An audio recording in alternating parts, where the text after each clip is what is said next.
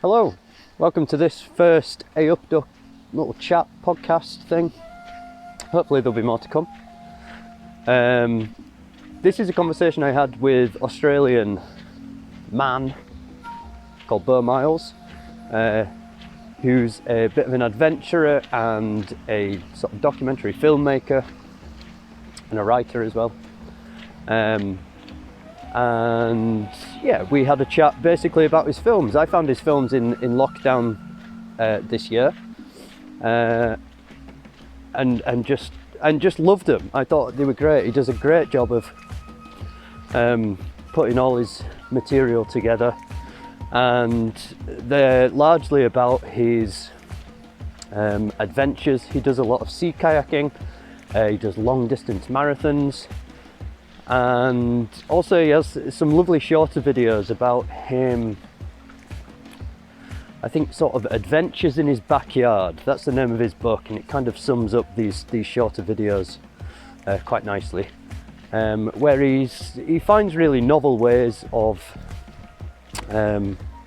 interacting with his immediate environment, and sort of nice lovely personal challenges as well. So I reached out to Beau, and he very kindly agreed to have a little conversation about his work and about filming in general, and about his recent writing project. And he was great. He was very interesting, very entertaining. He's got a good big ginger beard. So it was really, very thankful to him for agreeing to do it. I'll put some links below to his YouTube channel, and you can find his videos there and his website and what have you. If you're not familiar with his work, then hopefully this is a nice little introduction to him and what he's about. And yeah, I recommend, if you're interested, go and have a look at his videos. They're nice viewing. Thanks to Tom Smith for doing the artwork, and also to Mama Boob for lending his music. And I hope you enjoy Beau Miles.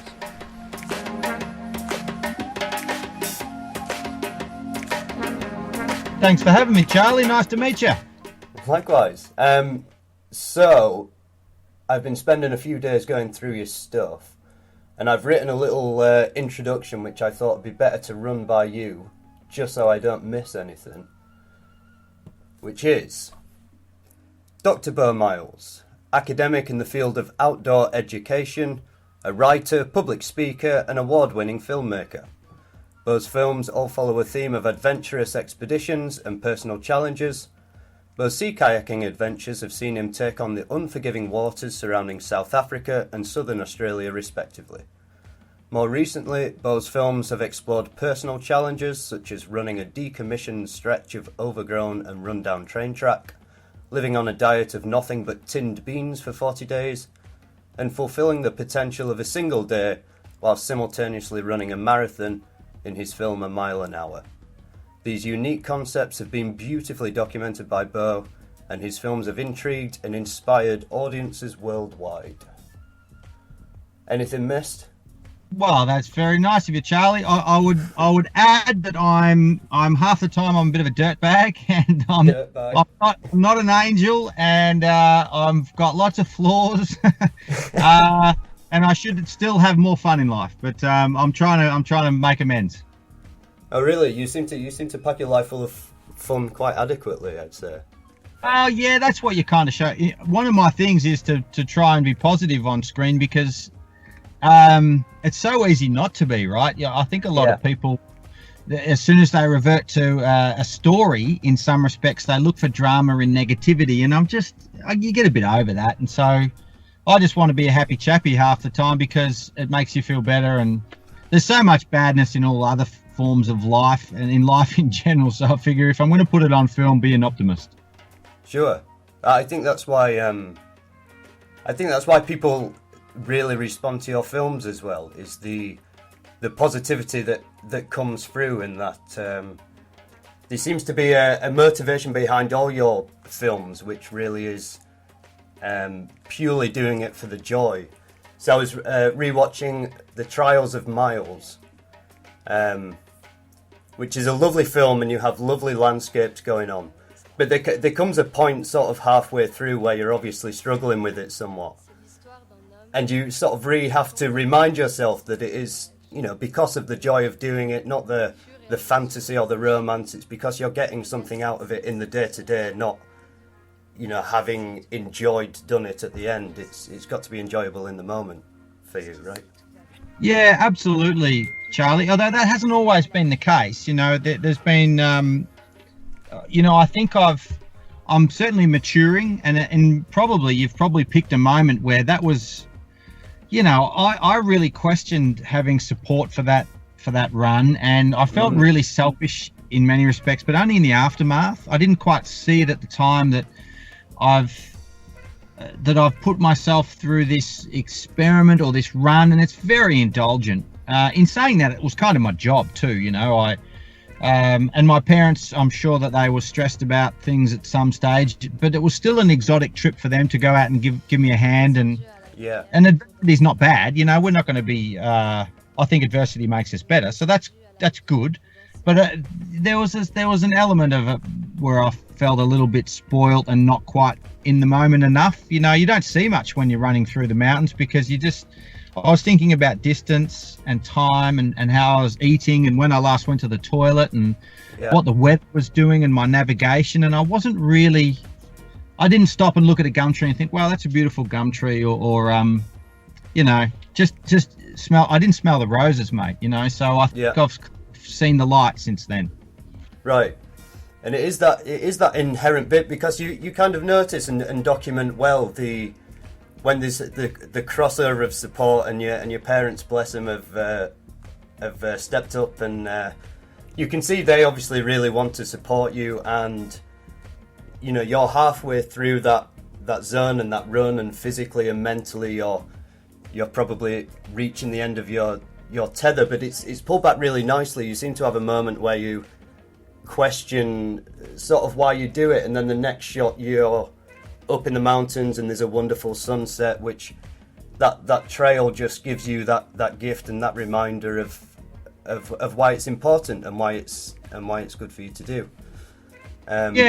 Yeah, that's a bit of filmic license too, you know. You use footage from other days to exaggerate how you're feeling at a particular time, because in many ways, you know, the great flaw of storytelling, or at least I suppose it's the great art in storytelling, is that you compress this huge experience into a small nugget. Now, some would say that's the essences, but there's a lot of lying in the essences as well, because you miss out all of the mundane, or often the mundane and the badness, or the fact that you're not able to represent it as well as you'd like to. And in filmmaking, you kind of need the shots, and if you don't have it, you have to kind of poke and prod to see what you do have in the can.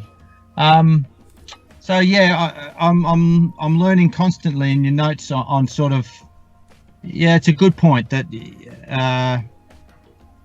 the chronology of a trip is very much you got to try and do as much as you can to keep people viewing, because in many respects it's so easy to stop. Yeah, but I think this that storytelling aspect seems to be something you've picked up on, and there seems to be kind of a natural narrative or story arc with a physical expedition like that, in that we're introduced to you and the sort of familiarity of your normal surroundings, and then off you go on this adventure. And then with any adventure, there is that moment probably halfway through it where it's difficult and you have to come sort of through it. But I think your stories seem to resonate with people because you've picked up on that inherent sort of story arc, which just comes with that physical exertion. Yeah, thanks, Charlie. It's taken a long time to get to that point, and I still don't nail it all the time. It's very hard. You know, ideas are cheap. Storytelling is hard, especially in the longer form. Although in saying that, I often think that a feature film is easier to make than a 10-minute, because you've still got to have that story arc that you call it, and these conflicts and resolutions and character development and context and plot lines in 10 minutes. And sometimes that's a lot harder than 50 minutes. So, Yeah, I'm learning a lot, and the more people I surround myself with who are critical of what I'm doing, and I'm critical of what I'm doing, then the story tends to get better. Yeah. So why did you start to want to film and document it? Were you sort of doing these adventures first and then wanting to capture them, or how did that come about? Well, the chronology of it, I kind of I'm writing about this. I've just finished the manuscript of my book essentially. In the introduction, I sort of map out my adult version of Beau before I am now, so basically there's sort of a 10-year backstory and then a 10-year of the last projects that I kind of have a clue of what I'm doing. I Yeah. had a long apprenticeship in a sense of filmmaking because I was crap at it. I went away thinking that you're going to get shots of exotic places, exotic people doing high-end skilled things with fancy equipment and as far away from home as possible. Whereas now I realize that I want to strip back the things I take. I want to question where I go, and I want to do more in less space. One, to corner myself into being a better storyteller, but two, because I think people see that as more, and me too, it's just a more authentic trip, and I don't have all the bells and whistles to sort of push along a narrative, So, yeah, fundamentally, mate, I was a crap filmmaker until I started to realize that I needed to fill in the gaps with the everyday and the mundane and just everyday life. Yeah, which was I thought this must be an interesting time for you when we were agreed to do this little chat. I thought there's no one better prepared for this year with the lockdown than a man like yourself who can fill his day with tasks quite successfully. Yeah, you've nailed So it, you mate. kept it. Well, I'm in Victoria, right, which is near Melbourne, Yeah. in Australia, and Victoria, as a state in Australia, has had this huge blowout, this second wave of coronavirus, as we got complacent, and so I've got to now wear around a mask everywhere. I get fined if I don't, and I know a lot of the world's already done that, but we're a big place in Australia with relatively not a lot of people, and so for us to be in this situation is kind of bonkers. But you're dead right. I've loved it. I love lockdown. I love my 5 acres of farm with the two women in my life, my daughter and my wife, and Yeah. I could happily do this for a long time. I've got good books in the bookshelf, and I've got plenty of film stock and lots of ideas and a book to write. So it's been excellent. And yet I do look forward to a rowdy pub session of some kind down the track, wash up with mates. But I think it's only exaggerating how much I'd like that at intervals in my life rather than every other day.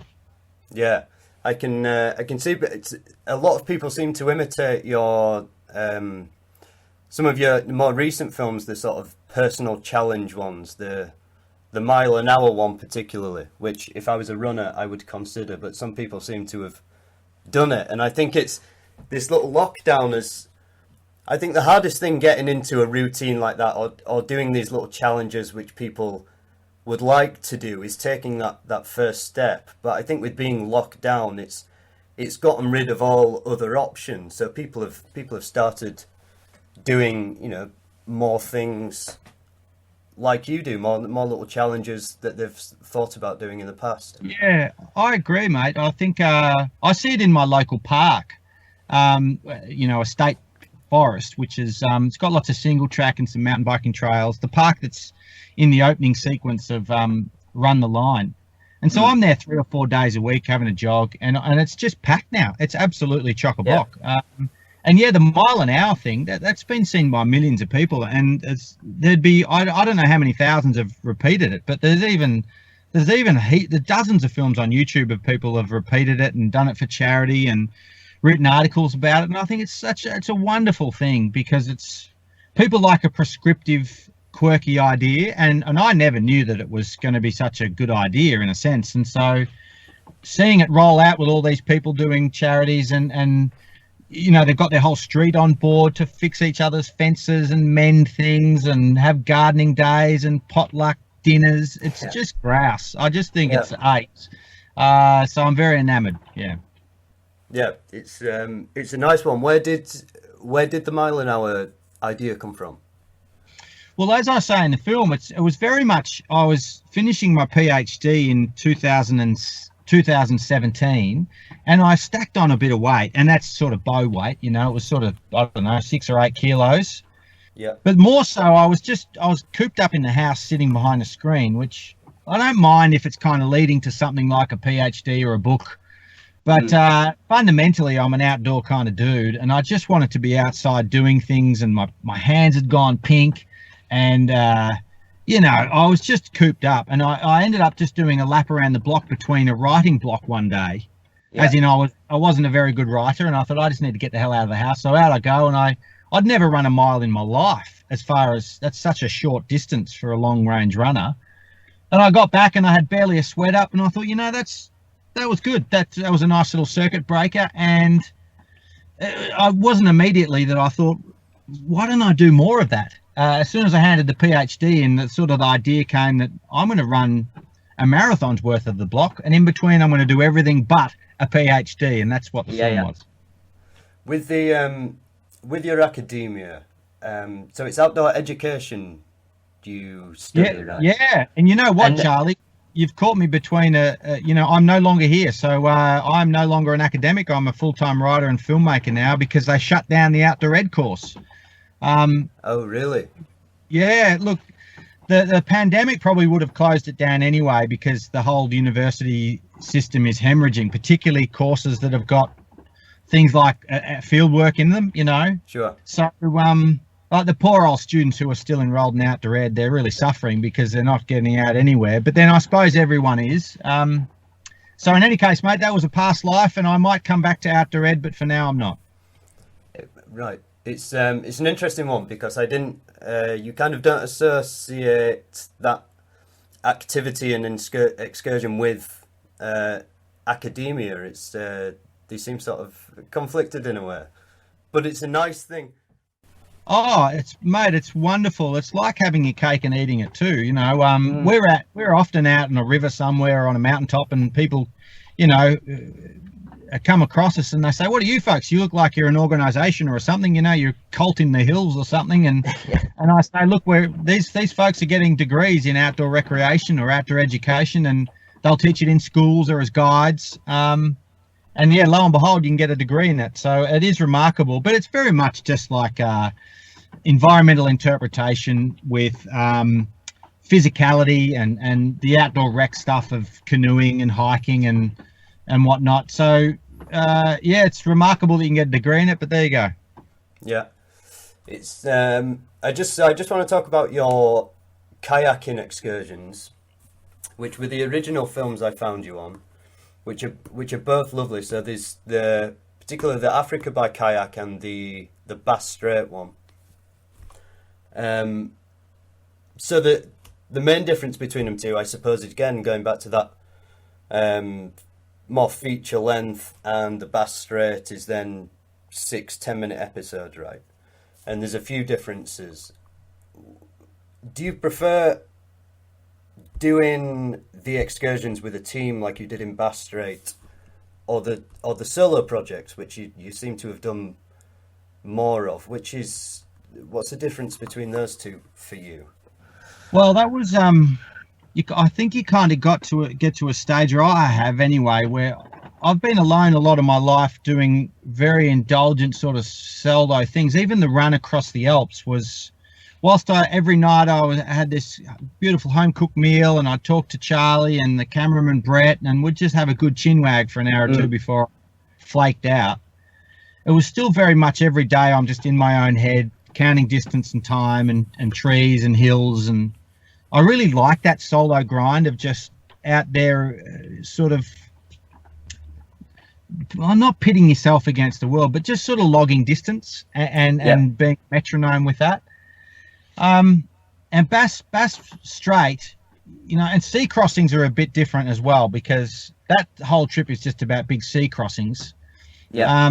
Which is inherently quite dangerous if you do it on bad days, and perfectly safe if you don't. But I wanted to shake up my own system of autonomy and genuinely too share this experience with some close friends. And so I'd never expected it to be so good, to going from solo bow, which I really enjoy, to shared company bow, which lo and behold, it was just fantastic. And it had a lot to do with just the company being the odd couple. There was the dry guy of Matt, and then the funny one of Dan, British Dan, and the three of us were just, it was really good. I really adore their company. It was great.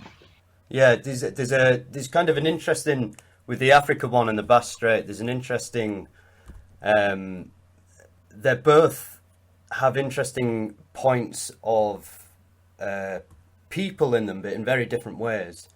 So obviously you've got that nice little dynamic team with the Bass Strait crossing, but in the Africa one, you mentioned at the beginning that one of the biggest dangers is not necessarily going to be the sea and the sharks and the tides, but is going to be other humans in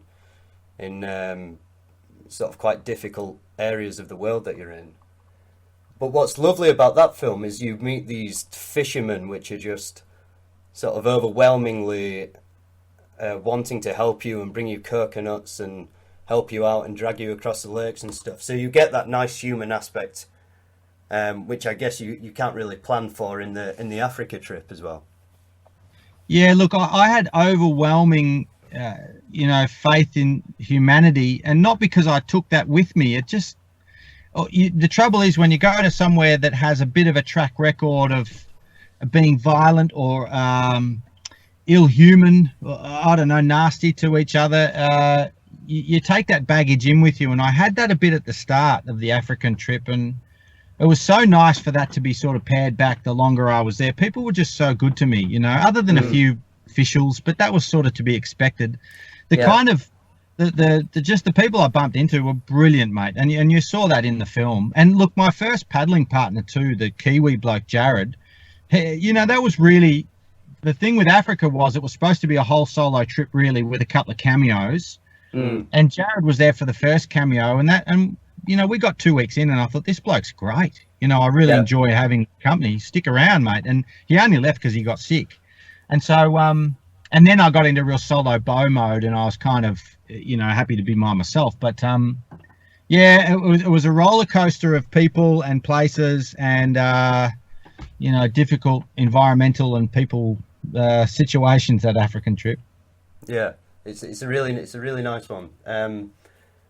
When you're doing that, any of your adventures really, is it a pain to get the camera out when you're halfway through it and start filming, or is it a distraction in a way? Oh, totally. It's an absolute pain in the ass. But in some respects too, you kind of get used to it. Once I'm in filmmaking mode now, I tend to throw myself at it, because I know reshoots are even more of a pain in the ass when you've got to go and fake it, so I tend to try and throw myself at a film project now.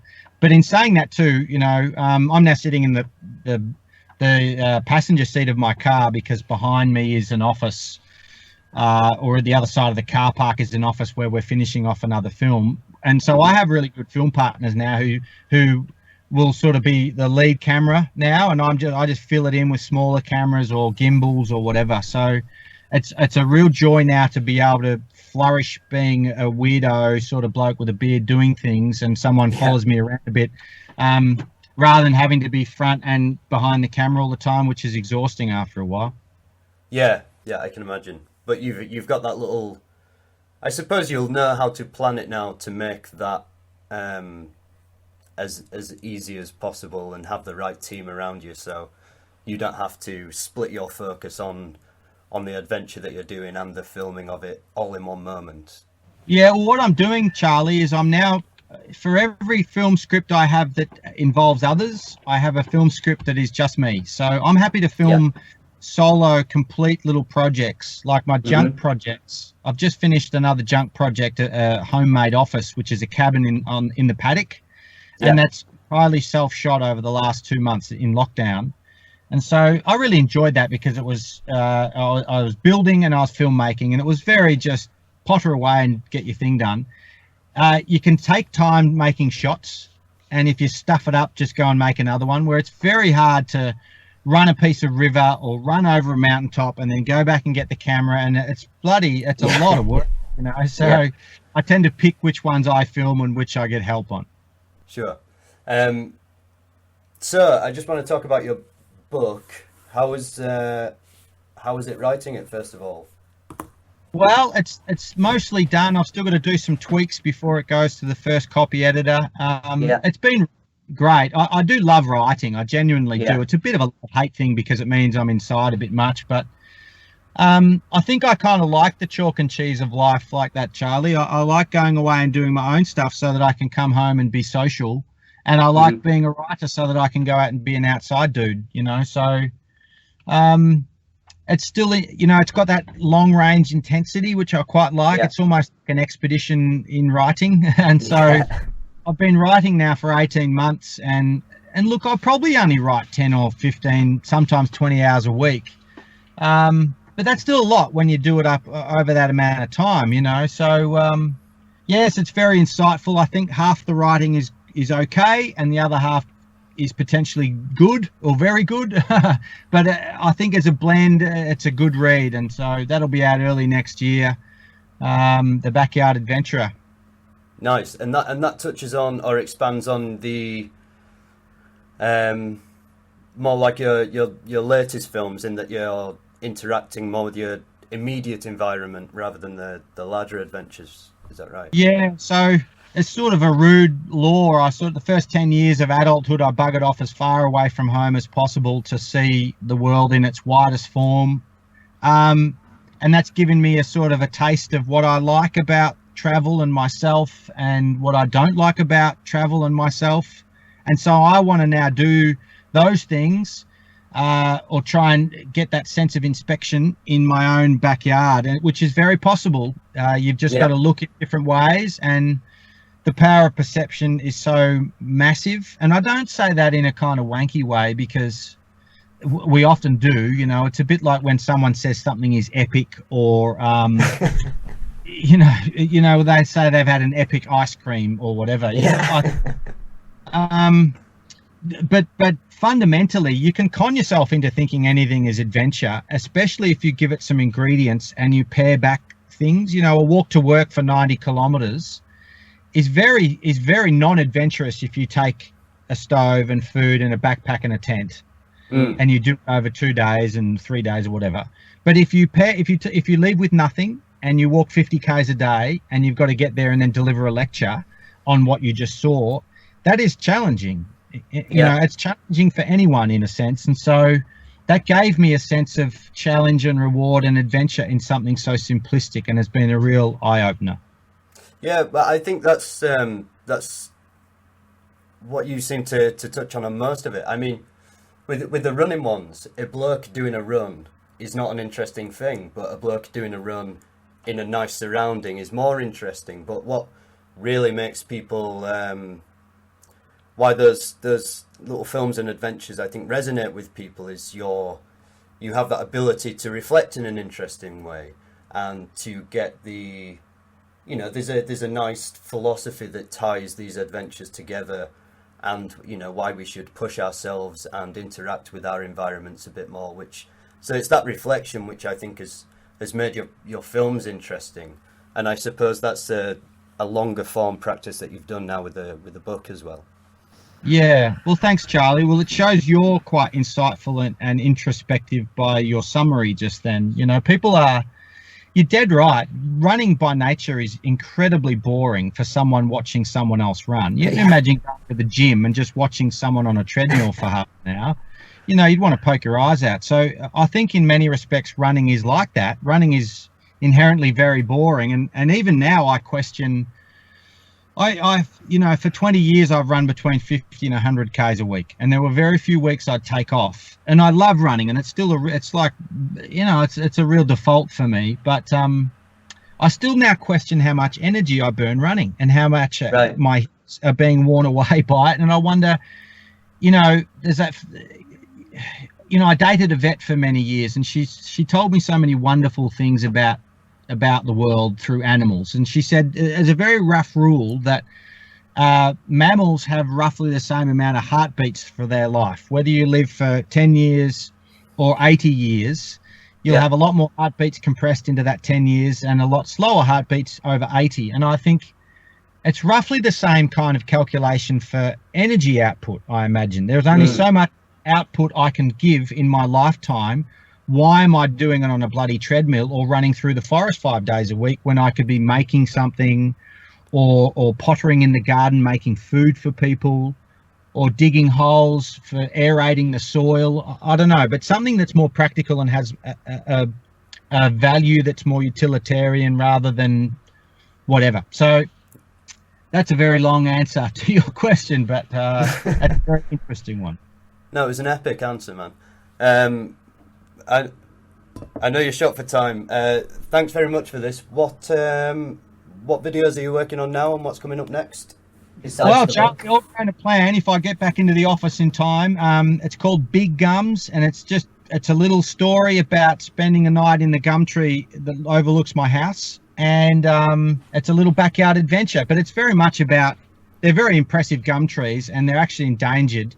And I spend a night in the gum tree, and it's a bit of a story about that. And it becomes more about the gum tree, and so it should too. It's not about me sleeping in the tree. I didn't sleep a bunch, but I didn't really expect to, and I didn't really want to. I wanted to just wobble around in the tree all night. So it's called Gums, and it comes out likely at the start of August. Amazing. Well, I look forward to it, and thanks again for doing this. I really appreciate it, man. Thank you, Charlie. Thanks for the chat.